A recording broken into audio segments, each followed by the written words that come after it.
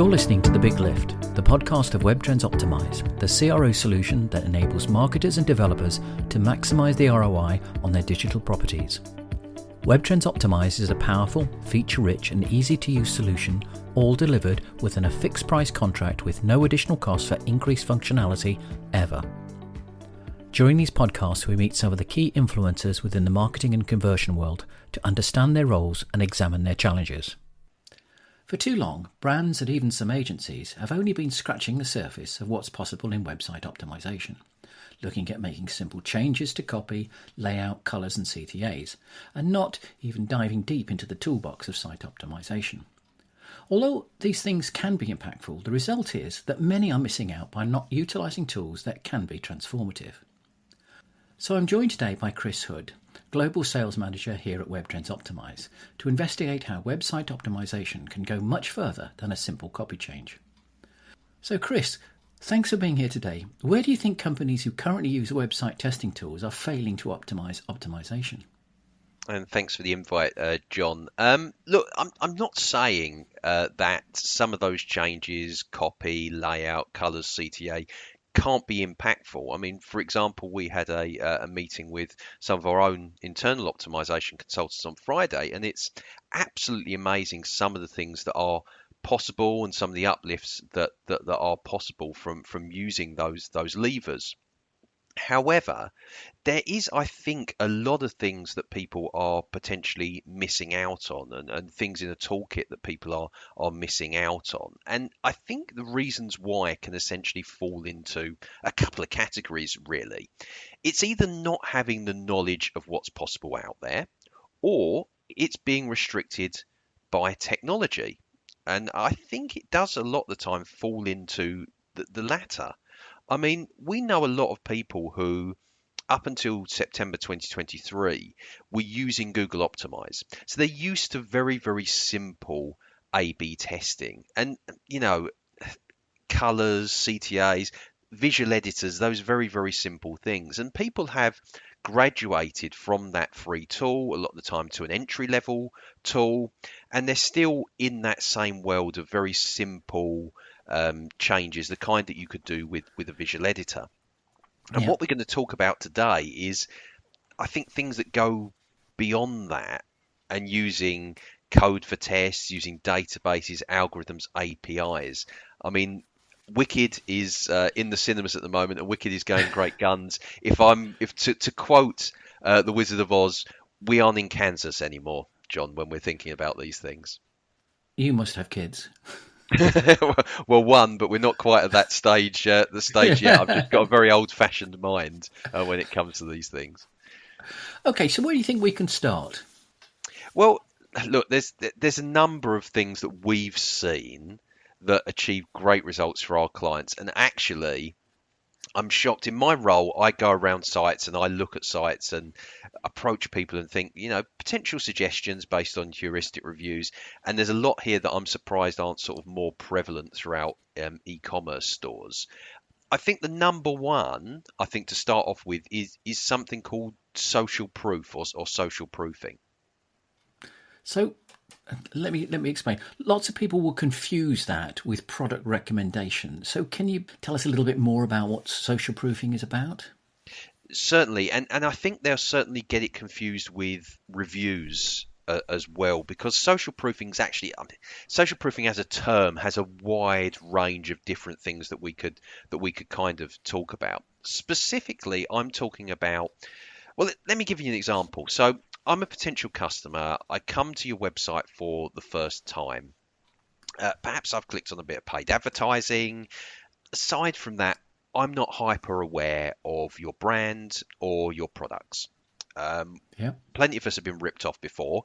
I think so. We've got a kind of healthy skepticism about the quality of a site that we've never been to, and whether you can live up to your promises. So, what can you do as a website to convince me? And actually, there's nothing more powerful often than the wisdom of the crowd. And it's something that I'm starting to see more and more, but it's kind of no means prevalent. So The example that I talk about is the kind of messaging that you see sometimes on websites that 50 people have bought this product in the last 24 hours, or 100 people have been looking at this product in the last day. Pretty Little Thing do this really, really well on their category pages and their product pages, and it achieves kind of great results for brands like that. It works. Actually, its use changes depending on what sort of industry you're in. So if you're in a kind of ticketing industry, or I was speaking with someone who runs it's kind of a website to search for housing. So it's an estate agency tool Hmm. to advertise. Think Zoopla, but in a different market. For something that's limited, these kind of messages act as a really great urgency trigger. Because if I know something's limited, but I know 50 other people are looking at it, or I know that 50 people have bought it, I know it's running out. So it's my trigger to go and do something straight away. But actually, in other occasions where, for most products, we're not thinking about these things running out. They're probably not going to go out of stock. And even if they do, the stock will be refreshed. It Yeah. acts as kind of analogous for the quality of the products and the brand. I mean, think back to advertising 20, 30 years ago. 100 people can't be wrong. 1,000 people buy this product. It's kind of that, but on a website. And it's that wisdom of the crowd, that thing that's built into us at a core, can really be used as a lever to get people to think about purchasing and get trust in your products. So just to make sure that we're not talking about, as you mentioned earlier, maybe product recommendations or product reviews, because some of the things that really annoy me on a website is that people who bought this bought that, Mm, and it could have no relation at all to what I'm looking at, but it's just that their algorithm comes out and says, okay, well, 25 people who bought that also bought this. mm, And that seems to me, from my perspective, to be an annoying aspect of a website rather than an optimization of a website. So mm. what's the kind of difference, and what kind of background technology is being used to actually make those features appear? Is it something which is in all A/B testing products, or is it just in WebTrends? Well, I'd kind of split that into two bits there, John. So first things first, I would say it's always worth testing some of these things, because it may be that it's not a good fit for your particular industry and your particular customers. It may Yeah, be that there are, for a particular brand, the customers maybe have more of your slant on it or your profile on it, John, and say that this is an annoyance rather than a lever and a trigger for us to do these things. So, look, I think if you've got a lot of people viewing and purchasing your products, it's potentially an incredibly valuable thing yeah. thing to test, essentially. But I say test it, learn. If it doesn't work, is there iterations that we can do around different messaging, that kind of stuff. It differs from product recommendations, and hopefully later on we'll be able to talk a little bit about product recommendations and how those things kind of work. But from this, in this respect, not all A/B testing tools have this kind of thing. And this is where I spoke a little bit about it earlier around, is thinking limited by technology? Because you might have this as an idea, but then if you're having to upsell into a different tool, or you're having to buy a different tool, it suddenly on your roadmap becomes a high impact but a high implementation thing. So it kind of gets pushed down. So we've always at WebTrends Optimize had a feeling of an all-in-one kind of toolkit. Actually, the history of how this developed was, it was essentially a challenge from one of our customers to help consolidate the tools that they were using. They had a platform that were paying about £200,000 a year to do specifically this kind of social proof messaging. Our team, our developers, pulled something together mirroring what they already had in that expensive tool. Ours performed just as well, and they saved £200,000 of license fees. From my perspective, as a salesperson, I probably could have done with us taking maybe 100,000 of that. But Hey, business is business. So, and we get a lot of business from people who want to do things all in one. Just to return to kind of your point then. So, what our technology would do is it collects site-wide behavior. So, what are people purchasing? What are they viewing? What are they adding to cart? It sends it to a real-time database, and then it delivers it back to you via API. So that means that it can be placed on a website. It can be delivered into an app. It could even be delivered, if you had a use case, into an email software or something like that. It gives you a lot of possibilities of what you can do with it, apart from some of the messaging that I've kind of spoke about already. So I must apologise. I'm going to play devil's advocate through this because obviously I kind of know most of the situations that we offer. But what I want to be able to do is ask the questions that people will ask of you Mm. and of our product, just to make sure that we're not just giving them some BS. It's actually good quality kind of information that we're getting from here. So what other things can we do in addition to that? I'm seeing a lot of exit intent, but is that not old hat these days? Yes and no, John, I think, because done incorrectly and without much thought, I'd agree with you. I think we reached sort of, I don't even know, 5, 10 years ago, we kind of reached a peak with exit intent. It wasn't delivered particularly well, and it was just becoming annoying. So it'd be triggering every 5 minutes. We already see those stories where people are massively complaining about they hit on a website for the first time, they hit a cookie banner, they then hit a do you want 10% off, and you're already tired by the time you've got to even the homepage. If you're adding an exit intent as well, that's just annoying someone and doing a lot of cognitive load. So I would say done incorrectly without much thought, I'd kind of agree with you.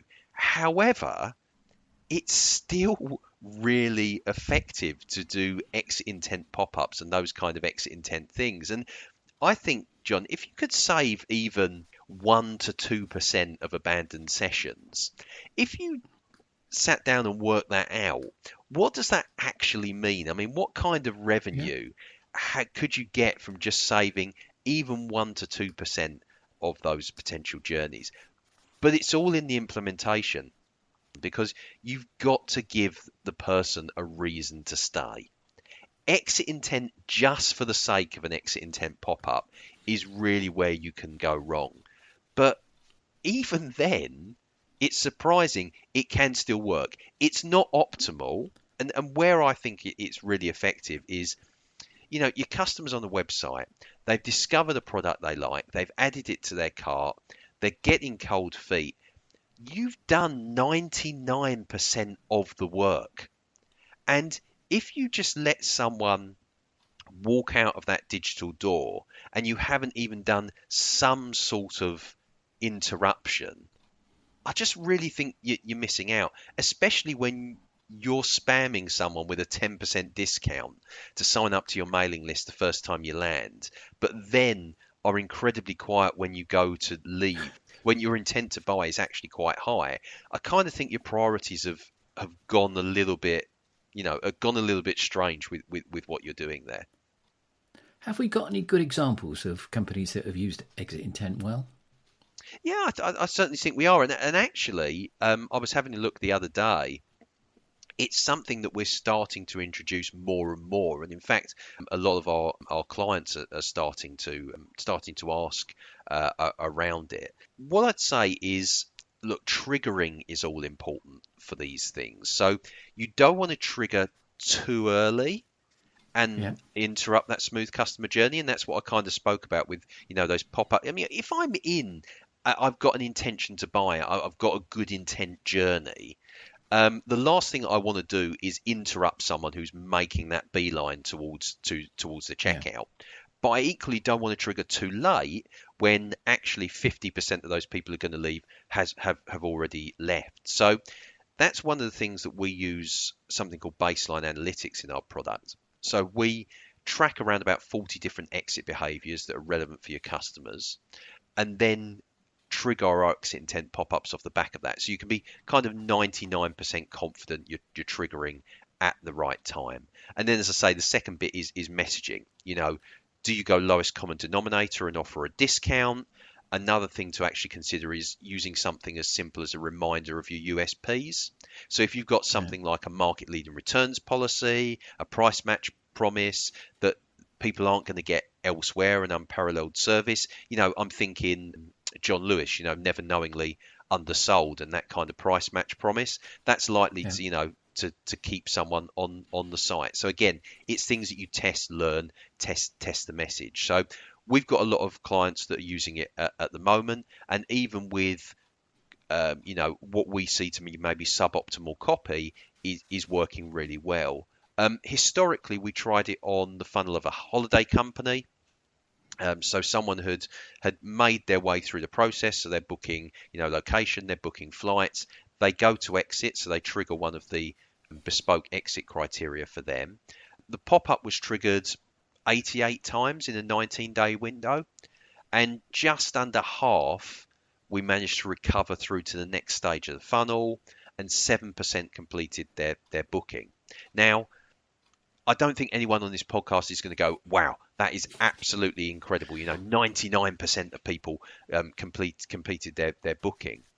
However, if you're losing money due to people abandoning when they've gone 99% of the way with you, even 7% of recovered revenue is a nice bit of work, and actually probably covers the cost of what you've done. So it can't really hurt, and especially if you then iterate and get that messaging better, I think there's a real opportunity for something that, as you kind of spoke about, John, is much maligned, but is actually something that's really effective.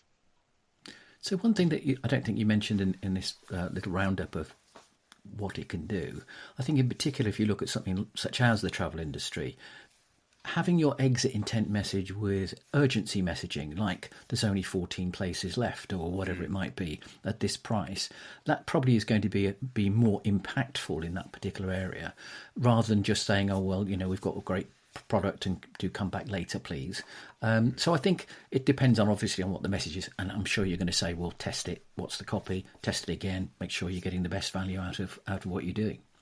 Oh, well, I think test it, but I think it's in the research phase as well, John. To be honest, I think you've got to be able to say what are through doing your UX research, through researching your customers, you're likely to maybe know what are the triggers for those particular customers. What are the things that they concerned about? And I think your urgency messaging is a great idea of something you can potentially do. But even if it's something suboptimal, like getting someone to just at least sign up to your email list or sign for a callback, they're not things that I would say probably aren't optimal, but they can still work. Well, there's a whole range of different triggers that you can potentially try with a customer, and that will change per sector, that will change per customer profile. It's learning more about your customers and what matters to them, because as you say, an urgency message in one industry like travel might work, but it might not work in another retail e-commerce. I think there's a lot of things in industry and much maligned when we talk about best practice. And I think the reason that best practice is sometimes much maligned is because people try to, do the same thing for every single industry without actually looking at the research and saying, look, this is a potential problem we have, this is a potential solution, and then testing once you've understood that kind of bit. The next thing that I think we should talk about is product scraping. I know it sounds a particularly harsh thing, but it's not actually. Could you explain to our listeners what it is and what benefit it offers? Yeah, sounds painful, doesn't it, John, really? And it's not a phrase that's actually in common vernacular. It's not a phrase that I knew before joining WebTrends Optimize. It's kind of an iteration on what we were speaking about a moment ago with exit intent. So let's say your customers researching products They land on the site, they go through a product discovery process, and then decide it'd be wise to kind of check out if the product is cheaper elsewhere. So what do we do to do that? Well, we highlight a product name, we Control C, we copy, we open a tab for Google or Amazon, we plug that in, and potentially we never come back to that first site that we're looking at. And actually, we find this behavior is for multi-brand stores where you're selling things that are available in many other places. It's actually more common behavior than you think. And the reason it's probably not seen as much is most analytics tools won't be set up for what is actually quite a niche behavior. So when we have a multi-brand store, it's likely that we will do a baseline analytics or run a baseline first up just to see if this is a potential avenue. So much like we spoke about with X-Intent, where if someone looks like they're about to leave, let's try to interrupt them and at least get a percentage of those people back. Product scraping is kind of the same, because when we see someone highlight and copy, we're going to trigger an interrupt, trigger a pop-up or trigger a message to try to get that person to convert with you.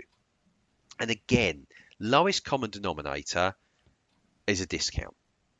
Now, some people might like that, some people might not like that, but that whole idea that I'm about to go around looking, comparing to price, oh, look, here's 10% off. Well, okay, I might as well stick with you and do that conversion. But again, the USP around a price match promise or another reason to stay to you know, service, guarantees, all of that kind of thing, again, can get people, interrupt people and get them to stay with you. So we're working with a big customer in the automotive retail space. And when they actually see this behavior, they just trigger a reminder of the price match promise. So there's no need to go elsewhere, because the price that you will get with this company is the same price that you will get anywhere else, and they will price match. So it makes the customer reconsider. It likely gets that customer to convert. So again, really powerful thing that if you kind of detect that, and look, you're probably sick of me saying this now, John, the key is to test these things, especially if the analytics show that they're occurring.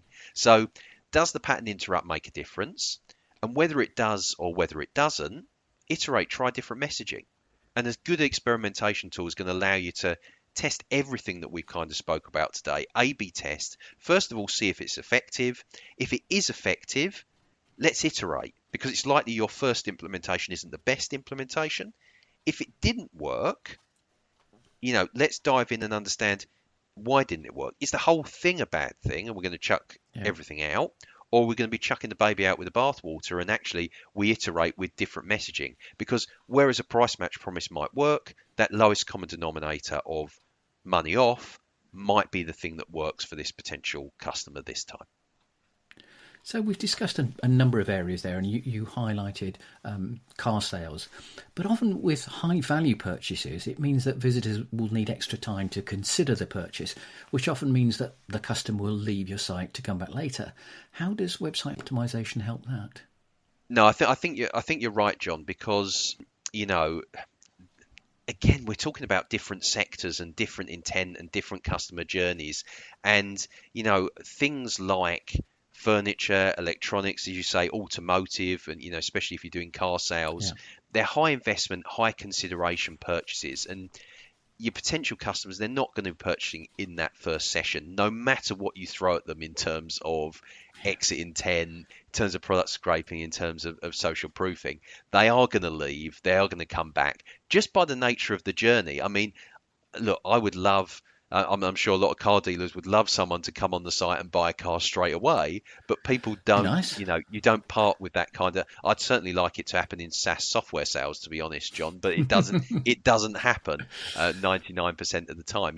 People go through product discovery, find some products they like, check out some other sites, and then come back to you a few days later.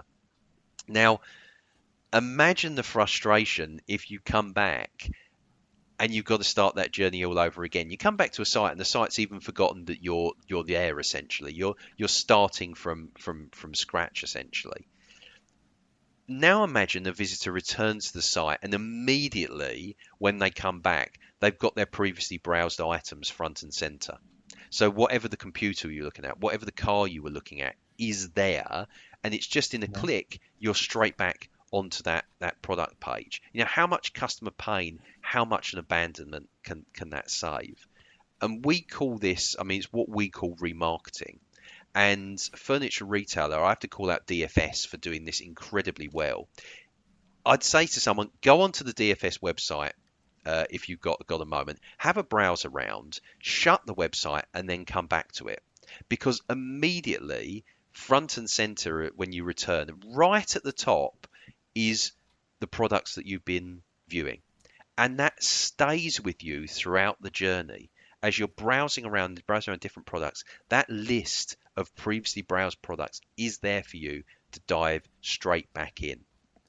And the visitor doesn't have to log on or anything like that to be able to get that feature? No, so this is something that's achievable through, just by cookieing a customer or just having something in local storage. Now, obviously, if a customer is doing something that blocks cookies and it's not achievable. But again, it's something that's very, very simple for, as you say, even the customer isn't committed to adding something to a wish list, being your customer already. I see it really rarely elsewhere, but when I do, it's hidden at the bottom of the homepage where no one can see it. Mm-hmm. And where I think that's happened, it's been an argument between an optimization team, an e-commerce team, and a marketing team, because it doesn't necessarily align with branding. It's like, we've got to have our banner there front and center. Mm-hmm. If you're doing it and you're having it at the bottom of the page, and you've tested it and it's really made no difference, I'd say get a heat map, check a heat map, and consider that it might be because it's been put significantly below the fold. And, there's many different things you can do with this. I would say something that you could try to do as well is add a, X recommends to the front of it, the front of that carousel.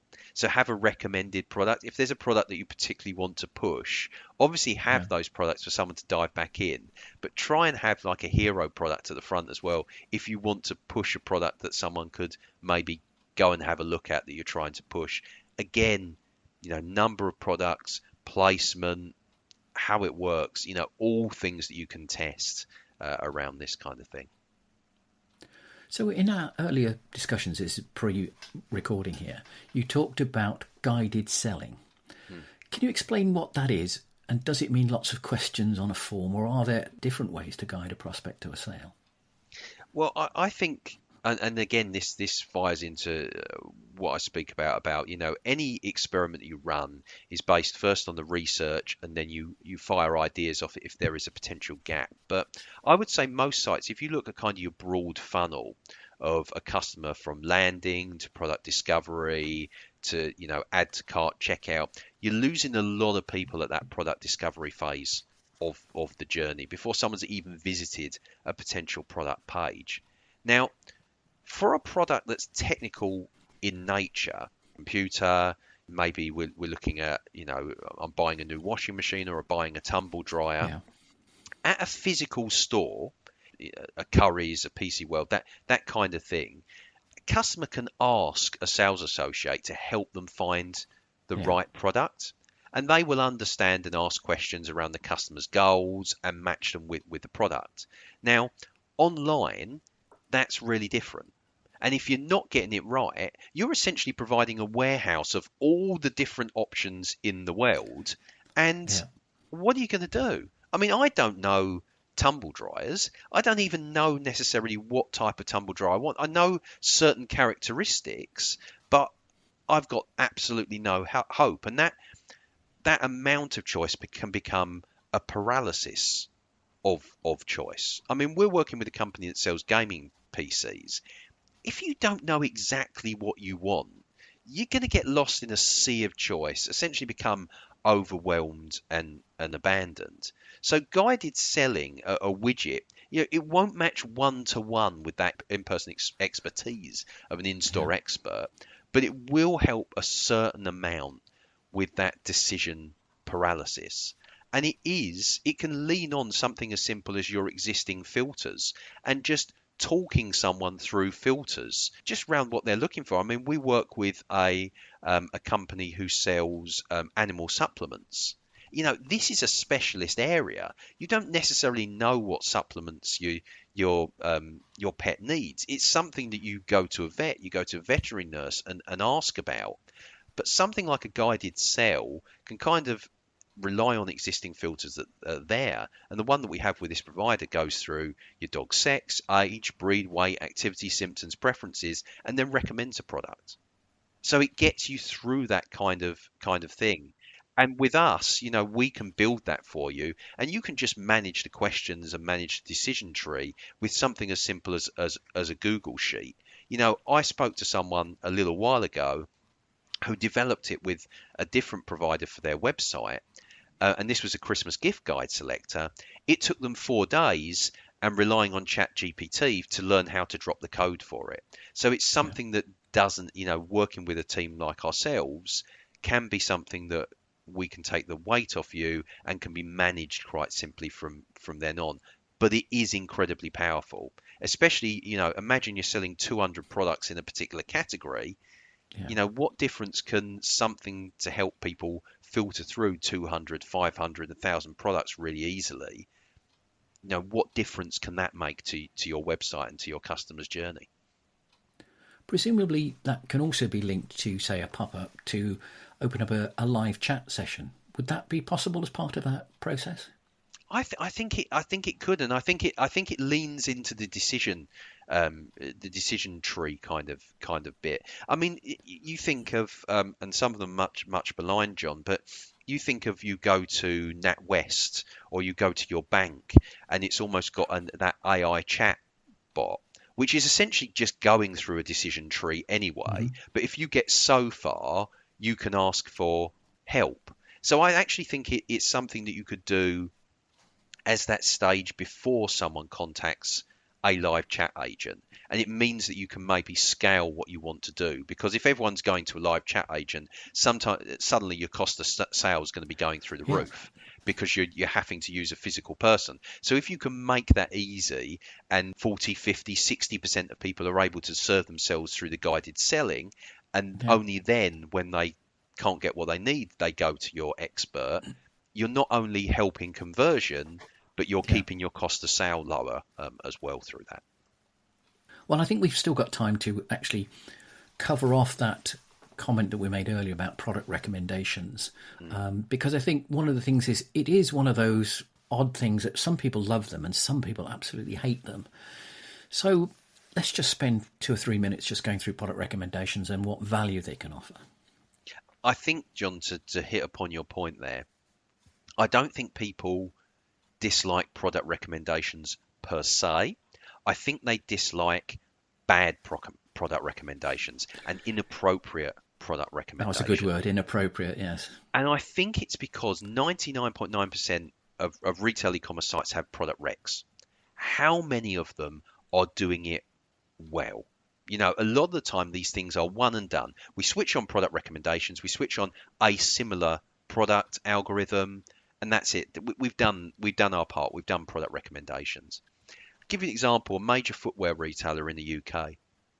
I'm browsing trainers. I scroll down to look at similar items that I may like, and actually I'm confronted with slippers and women's Uggs in some of the slots.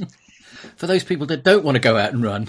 This is exactly what we're kind of talking about. It's the inappropriateness. And it goes back to when we're talking about exit intent.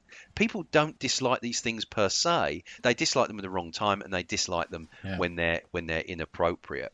So, as I say, they must have, and Amazon generate 1/3 of their revenue through product upsells. So there's a great opportunity if you can get it right.